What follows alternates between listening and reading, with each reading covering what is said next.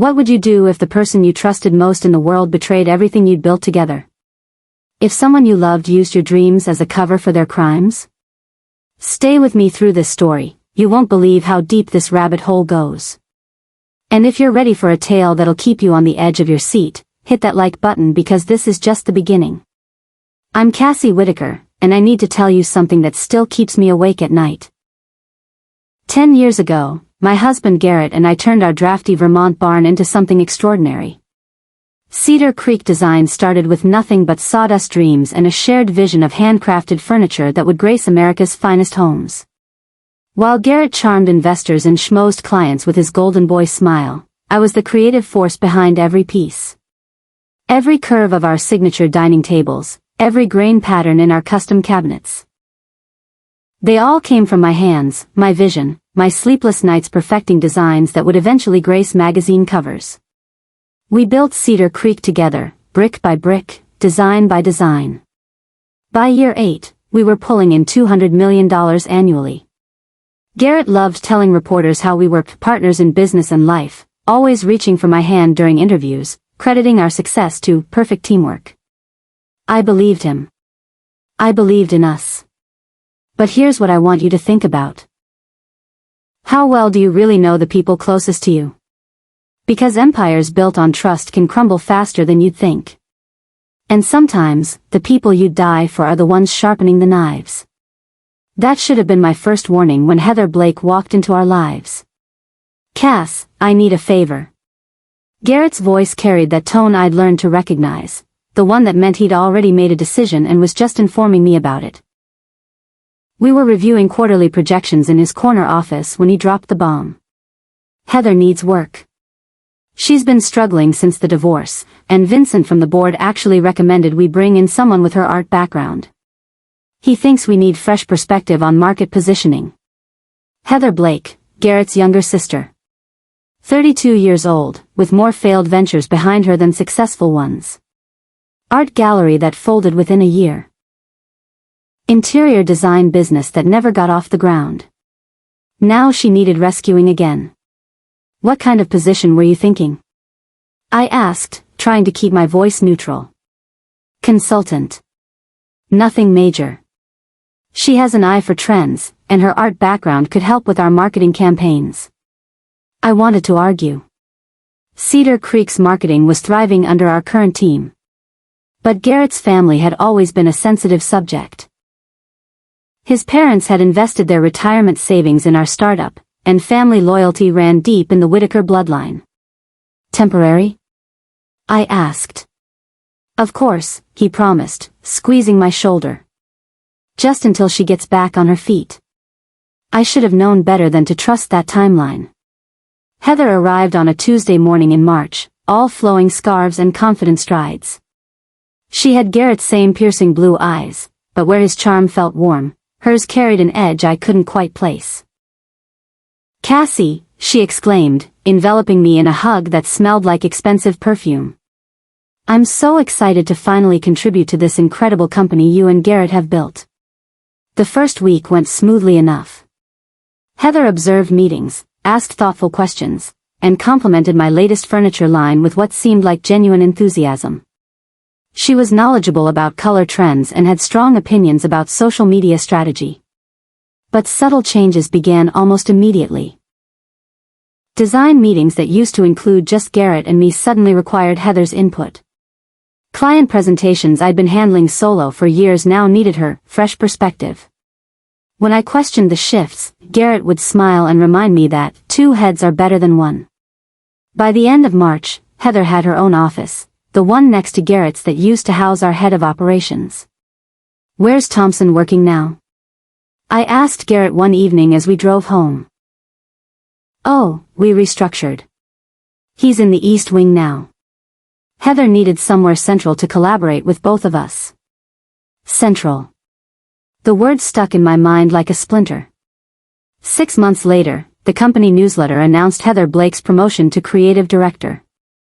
I learned about it the same way everyone else did, by reading my email over morning coffee. My hands shook as I stared at the announcement. Creative director. The title that should have been mine, if we were formalizing creative leadership at all.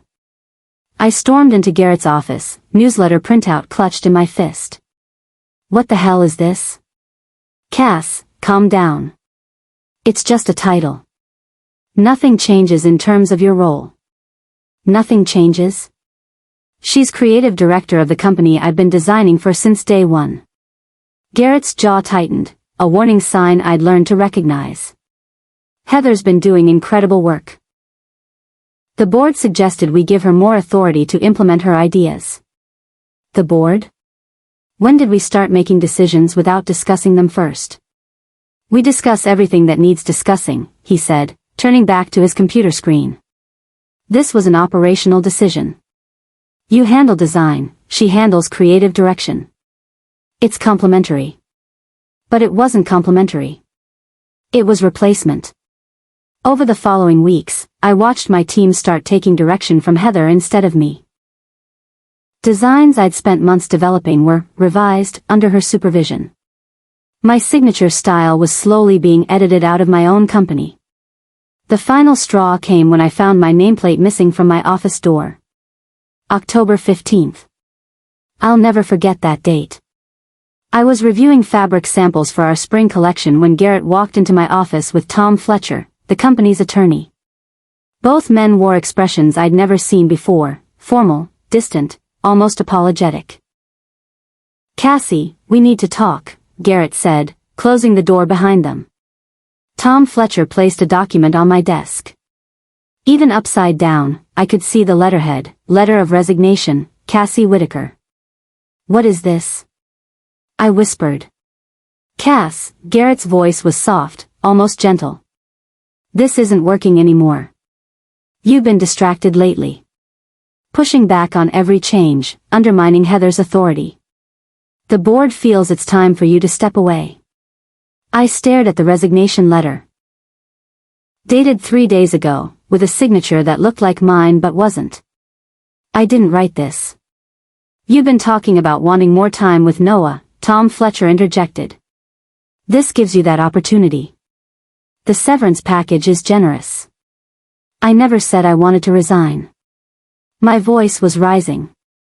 I built this company. This is my life's work. Garrett leaned forward. Cedar Creek needs to evolve, and Heather can take it in the right direction. You'll always be Cedar Creek's co-founder. Nothing can change that. But everything was changing. The man I'd loved for 15 years was erasing me from our shared creation. I'm not signing this, I said, pushing the document back across the desk. Tom Fletcher exchanged a glance with Garrett. Actually, the board has already voted. Your employment is terminated effective immediately. The drive home was a blur of rage and disbelief. Garrett's words echoed in my head, you've been distracted. As if 10 years of building Cedar Creek from nothing meant nothing at all. That night, after Noah was asleep, I sat in our kitchen staring at the severance package. $10 million. Enough to disappear quietly, to start over somewhere else without making waves. But attached were NDA agreements so restrictive they would prevent me from ever discussing Cedar Creek's operations or even working in furniture design for 5 years. Enough to let them erase me completely. Mom?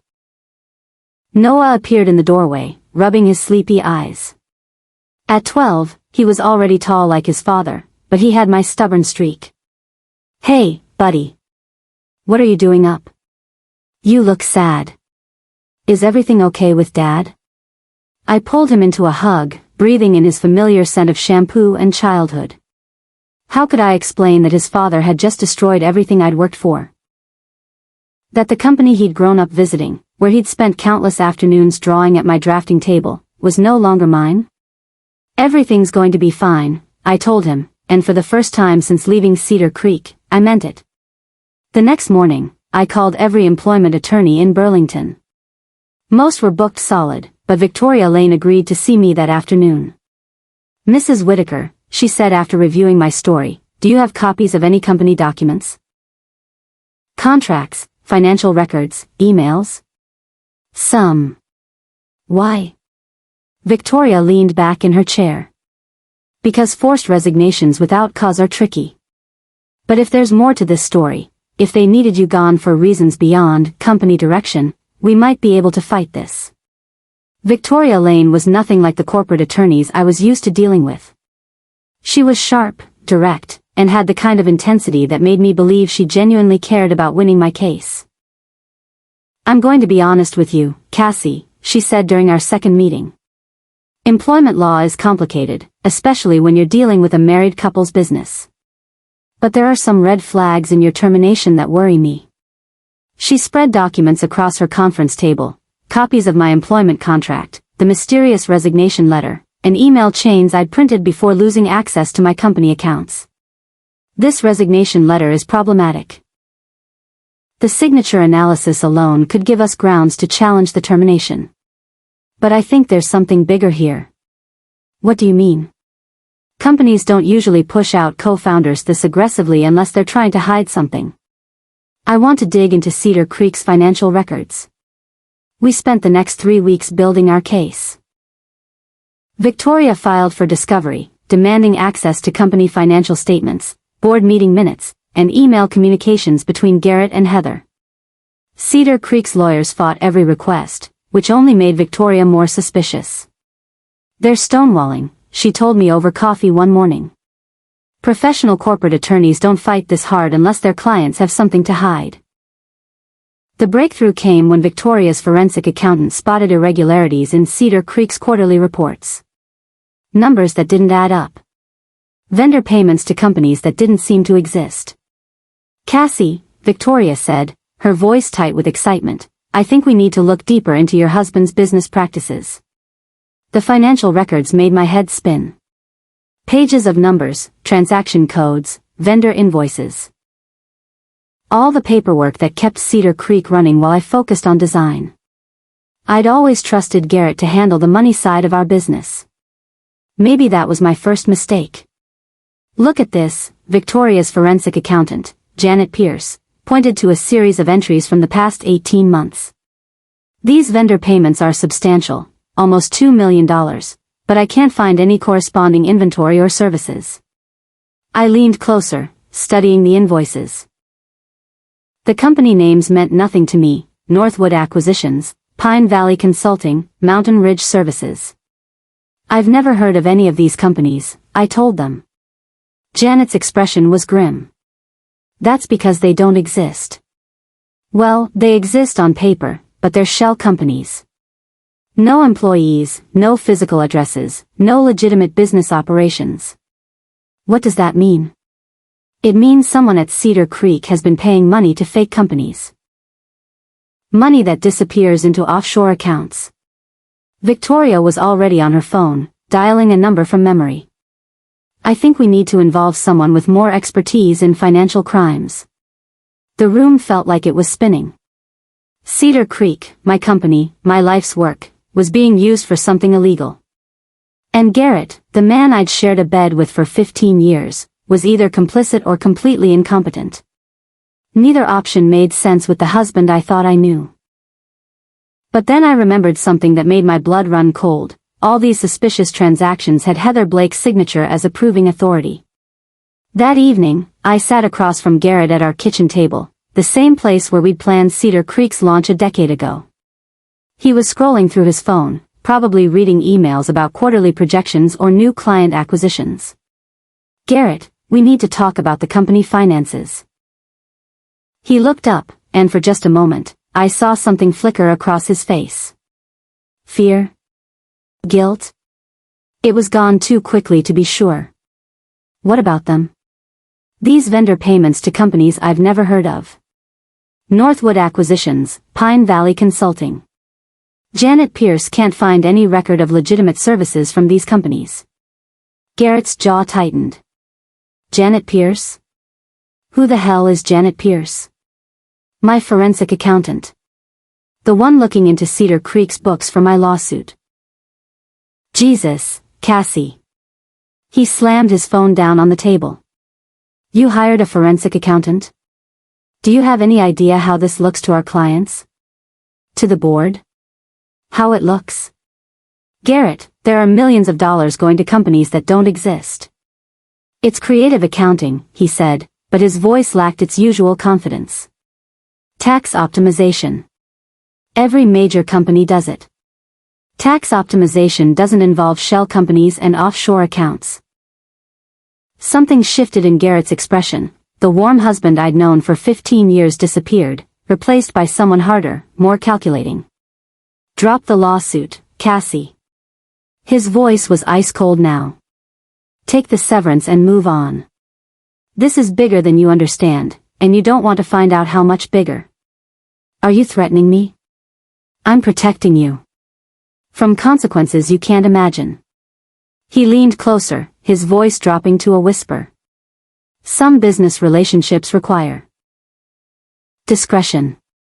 The kind where asking too many questions becomes very unhealthy.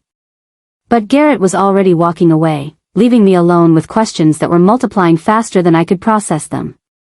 Eddie Knox called me on a Tuesday morning in November. I didn't recognize the number, but his voice carried the kind of urgency that made me pay attention immediately. Mrs. Whitaker? This is Eddie Knox. I used to work at Cedar Creek as a staff accountant. I heard you're asking questions about the company finances. My heart started racing. Where did you hear that? Word gets around. I think we should meet. There are things about Cedar Creek you need to know. We arranged to meet at a diner outside town, neutral territory where we wouldn't run into anyone from Garrett's circle. Eddie was younger than I'd expected, maybe 28, with nervous energy and dark circles under his eyes. I worked at Cedar Creek for 2 years, he began after we'd ordered coffee.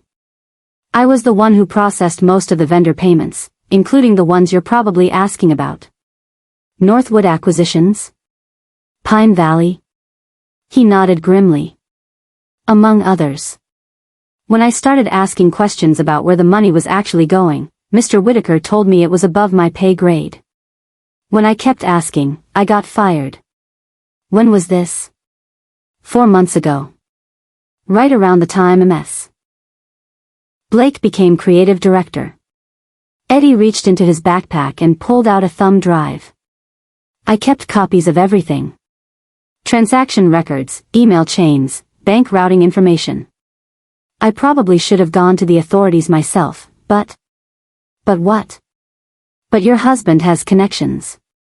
Good lawyers. And I needed another job more than I needed to be a hero. He slid the thumb drive across the table. This is everything I could save before they cut off my access. Mrs. Whitaker, Cedar Creek isn't just doing creative accounting. They're washing money. Victoria's office felt like a war room by the time we'd finished reviewing Eddie Knox's files. Documents covered every surface, transaction records, email printouts, bank statements that painted a picture I'd never wanted to see. This is sophisticated, Victoria said, studying a flowchart Janet Pierce had created. Money comes in from legitimate Cedar Creek sales, gets mixed with cash from unknown sources, then flows out through these shell companies to offshore accounts. The scale was staggering. Over the past 2 years, nearly $15 million had moved through the network Eddie had documented. Money that never appeared on Cedar Creek's official books, routed through companies that existed only to wash dirty cash clean. Where is the extra money coming from? I asked. Janet Pierce looked up from her laptop. That's the question, isn't it? Cedar Creek's legitimate revenue is substantial, but someone's been using your company's reputation and infrastructure to clean money from other sources. My phone buzzed with a text from Garrett, working late again. Don't wait up. I stared at the message, wondering how many of his late nights had been spent managing this shadow operation. How long had my husband been living a double life? Cassie, Victoria's voice was gentle but firm. This is beyond employment law now. We're looking at federal crimes. Money laundering, wire fraud, possibly tax evasion. What does that mean for me? It means you're either a victim or a co-conspirator. And we need to make sure the authorities see you as the former. Eddie Knox had been silent for most of our meeting, but now he spoke up. Mrs. Whitaker, there's something else. Something I didn't put on the drive because I wasn't sure about it. We all turned to look at him. I think someone else is involved. Someone with access to international banking systems. Ms. Blake had meetings with a man she called her consultant, never gave his real name, but I heard her reference someone who taught her the offshore protocols. She went from knowing nothing about international finance to running complex transfers in just a few months. The revelation that our money laundering operation had international components should have shocked me more than it did. By now, I was becoming numb to the layers of deception that seemed to unfold every time we dug deeper into Cedar Creek's finances. Eddie Knox spread out copies of bank transfer records he'd memorized before being fired. These routing numbers, he pointed to a series of transactions, they correspond to banks in the Cayman Islands, Switzerland, and the British Virgin Islands. Janet Pierce was already tracing the numbers on her laptop. Confirmed. These are all banks known for, let's call it, privacy-focused international banking. How much money are we talking about? I asked. Conservative estimate? $25 million over 2 years. But that's just what I could track through the shell companies. There could be more. Victoria was taking notes rapidly. Eddie, did you ever see who authorized these international transfers? That's the thing, Eddie said, lowering his voice even though we were alone in the conference room.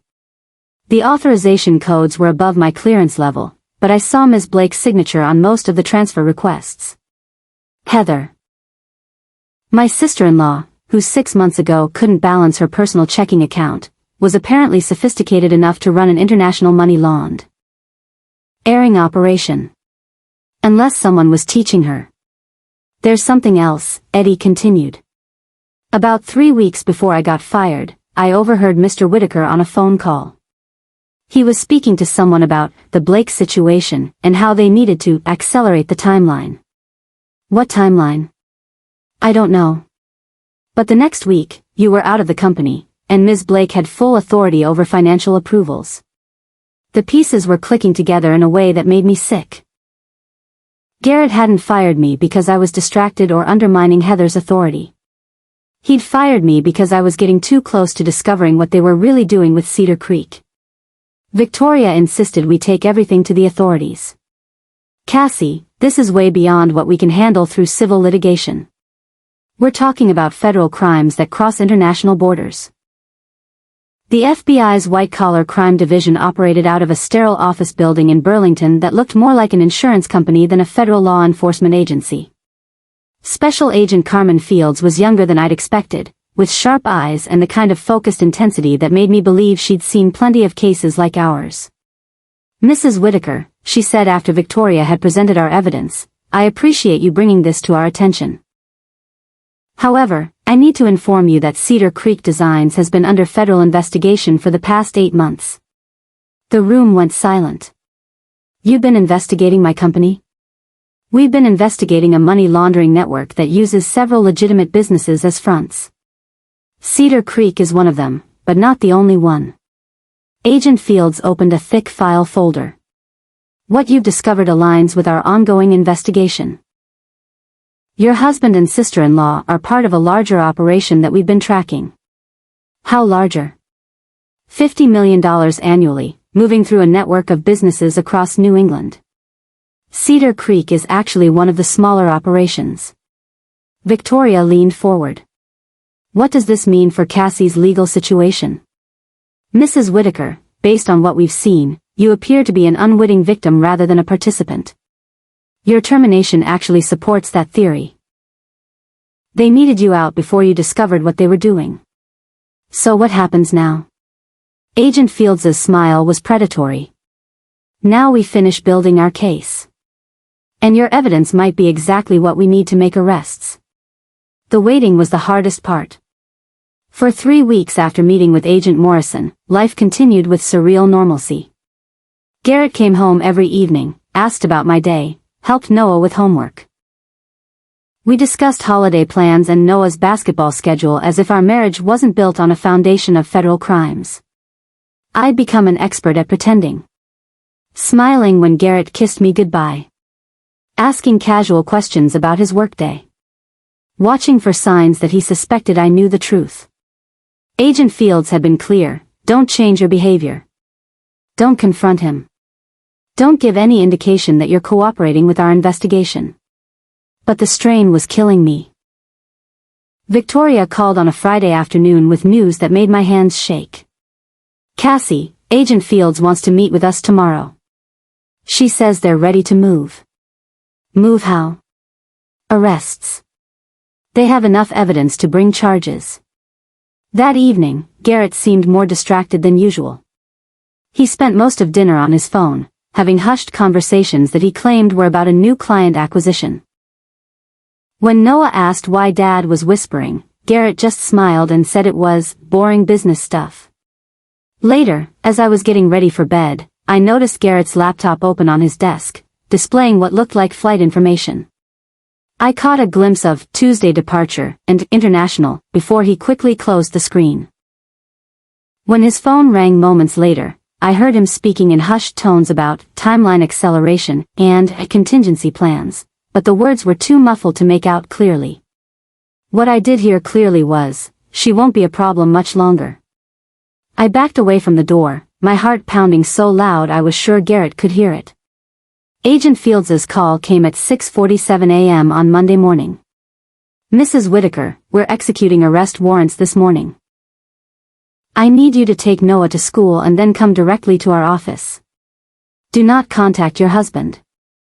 I managed to get Noah ready and out the door without him noticing my hands shaking. Garrett had already left for an early meeting, probably his last day of freedom, though he didn't know it yet. From the FBI office, I watched the news coverage unfold. Cedar Creek Designs headquarters surrounded by federal agents. Employees standing in the parking lot, confusion and shock written across their faces as they watched their workplace become a crime scene. Heather Blake was arrested at Burlington International Airport, Agent Fields informed me, watching the live feed on her computer. She was attempting to board a private jet with 2 suitcases full of cash and several passports with different names. Different names? Your sister-in-law has been very busy. We found evidence of at least 4 different identities she's been using to move money internationally. On the television, I watched Garrett being led out of Cedar Creek's offices in handcuffs. He looked smaller somehow, diminished without his usual confident stride. The golden boy charm that had fooled investors and clients for years was gone, replaced by the hollow expression of a man whose secrets had finally caught up with him. My phone buzzed with text messages from friends and former colleagues. "Are you okay? Did you know? Is this real?" I turned off my phone and focused on the television coverage, watching a decade of my life being dissected by news anchors who pronounced Cedar Creek's name wrong. "Mrs. Whitaker," Agent Fields said gently, "there will be media attention. Are you prepared for that?" I thought about Noah, about how this would affect his life, his reputation, his relationship with his father. Then I thought about all the employees whose lives had been built on a lie, all the clients who trusted Cedar Creek's integrity.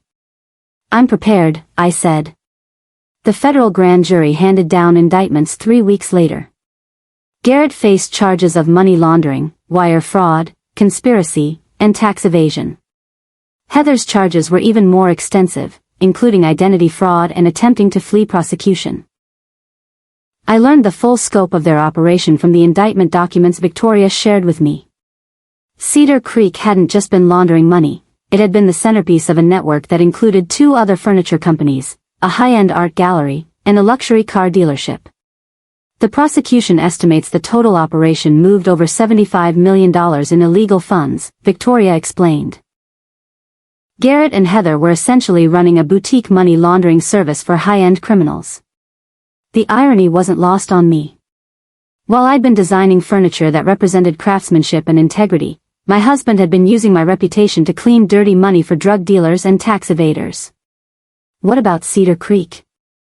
I asked. "What happens to the company?" "Federal asset forfeiture.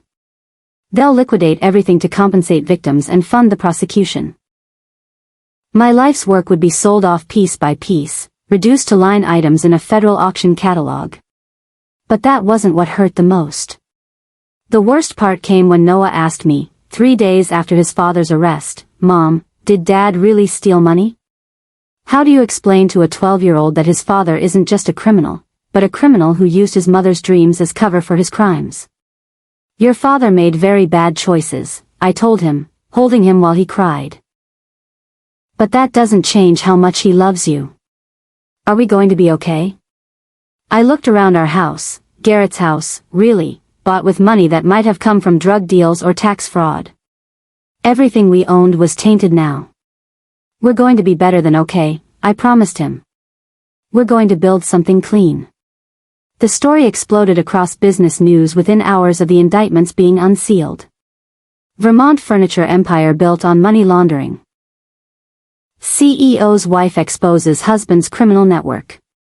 The $75 million Cedar Creek conspiracy. I gave exactly one interview, to Angela Foster at Vermont Business Weekly. I chose her because she'd covered Cedar Creek's legitimate success story 5 years earlier, and I trusted her to get the facts right. "Mrs. Whitaker," she asked during our filmed interview, "when did you first suspect something was wrong?" "When they fired me," I said simply. "When the company I'd built from nothing suddenly decided I was a liability. That's when I knew there had to be something they didn't want me to see." Do you feel betrayed by your husband? I feel betrayed by someone I trusted with my life's work. The personal betrayal, that's something my family and I will deal with privately. What's next for you? I'd been thinking about that question for weeks. The federal government had frozen most of our joint assets, but my personal savings, kept separate from Garrett's accounts, remained untouched.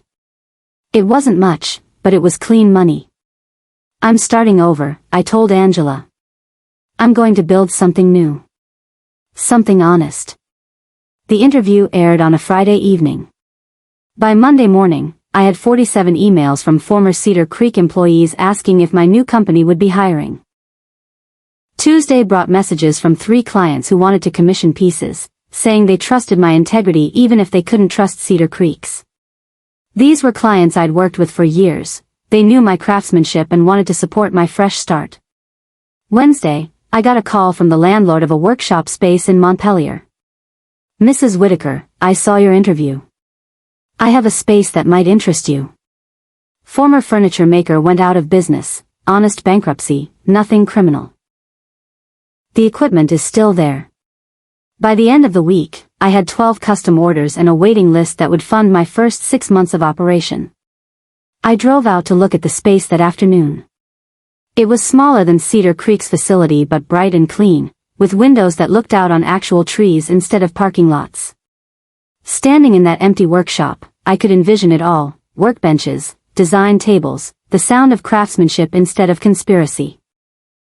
6 months later, I stood in my new workshop, watching my small team put finishing touches on our first collection.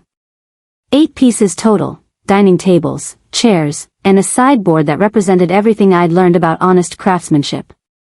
Each piece was a custom order from clients who had followed me from Cedar Creek, trusting my reputation over the company's tainted legacy. I'd named the company Whit and Willow, after my maiden name and Noah's middle name. A fresh start that honored who we really were, not who we'd pretended to be. "Mom, the pre-order list shows we're booked through next spring," Noah called from the office corner where he was doing homework. At 13, he'd become my unofficial business advisor, asking sharp questions about profit margins and customer service that reminded me why I'd fallen in love with building something meaningful. 3 pieces? I walked over to check the computer screen. He was right. Our first collection had been online for exactly 4 hours, and 3 pieces had already sold to customers I'd never met but who trusted my name enough to buy furniture sight unseen. My phone rang. Victoria Lane, calling with updates on Garrett's plea negotiations. "Cassie, he's going to plead guilty to avoid trial. 15 years federal prison, full restitution to victims. Heather's already pleaded out, 22 years. 15 years. Noah would be 28 when his father got out of prison. How do you feel about that?"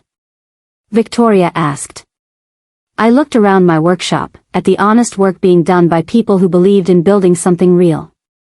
At Noah, who was learning that integrity mattered more than profit margins. at the computer screen showing customers who trusted me to create furniture worthy of their homes. I feel free, I said. That evening, Noah and I walked through downtown Montpelier, past shops and restaurants where people were building honest lives. He'd grown 3 inches since his father's arrest, as if shedding the weight of secrets had let him finally stretch toward who he was meant to become. "Mom," he said as we stopped for ice cream, "are you happy?" I thought about the question seriously. Was I happy? I'd lost my marriage, my company, most of my financial security. I was starting over at 42 with nothing but a small workshop and a fierce determination to build something clean. "I'm proud," I told him. "And sometimes, that's better than happy." 3 weeks later, Wit and Willow completed its first 8 custom orders to rave reviews from clients. Our second collection launched with 12 pieces, all pre-sold to customers who valued craftsmanship over corporate reputation. The headlines called me the woman who took down a $200 million empire, but that's not how I think of myself. I'm the woman who refused to let criminals steal her story. I'm the mother who showed her son that integrity matters more than easy money. I'm the craftsperson who learned that sometimes you have to destroy everything false to build something true. Cedar Creek Designs was an empire built on lies. Wit and Willow is a company built on trust. And trust, I've learned, is the only foundation worth building on. So what do you think? Have you ever had someone you trusted completely betray you in business or life? How did you rebuild? This story taught me that sometimes the worst betrayals lead to the best breakthroughs. If my journey resonated with you, I'd love to hear your thoughts in the comments below. Share this story with someone who needs to hear that starting over isn't failure, it's freedom. And if you want to hear more stories about resilience, redemption, and the courage to rebuild, hit that subscribe button and join our community. Because every ending is really just a new beginning waiting to unfold. Thanks for taking this journey with me. See you in the next story.